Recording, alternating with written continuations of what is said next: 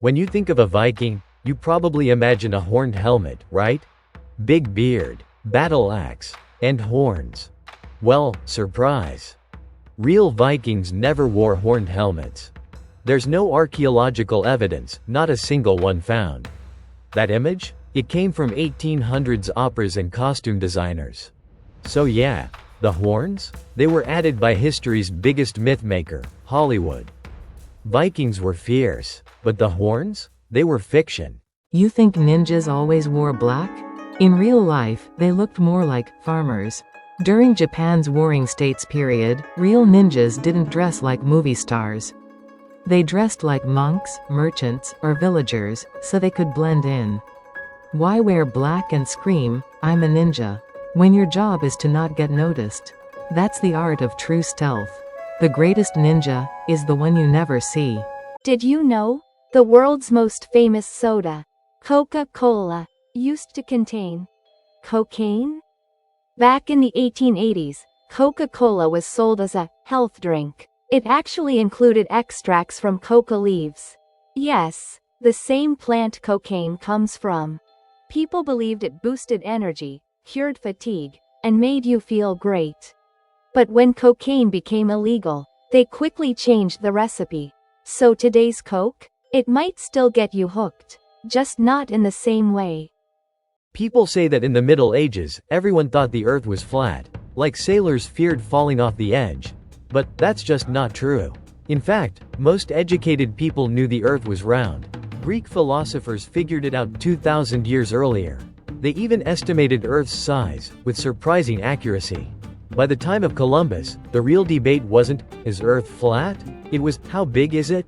So no, Columbus wasn't sailing into the unknown. He was just really bad at math. Flat Earth?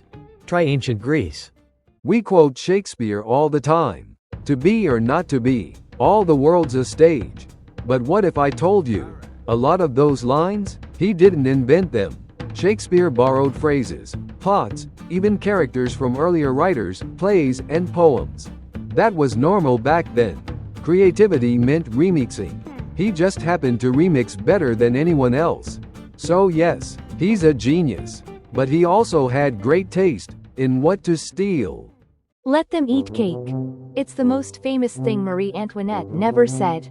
The story goes, when peasants had no bread, she heartlessly suggested cake. But here's the truth. That quote appeared in books before she was even queen. Some say it came from a novel. Others think Rousseau made it up. There's zero proof she ever said it. In fact, Marie Antoinette cared deeply about her image. That line? It was a smear campaign, designed to turn the people against her. So yes, she lived in luxury. But, let them eat cake. That's just Revolution-era PR. You've heard the story. Van Gogh, the starving artist. Poor, alone, unloved. But that's not the whole picture. In his final years, Van Gogh was supported by his brother Theo, who sold art for a living. Vincent even sold paintings, got positive reviews, exhibited alongside the greats. He wasn't rich, but he wasn't forgotten. What he battled wasn't poverty. It was depression.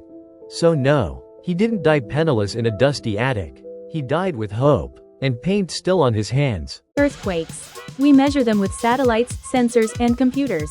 But would you believe, the first seismograph was invented in ancient China?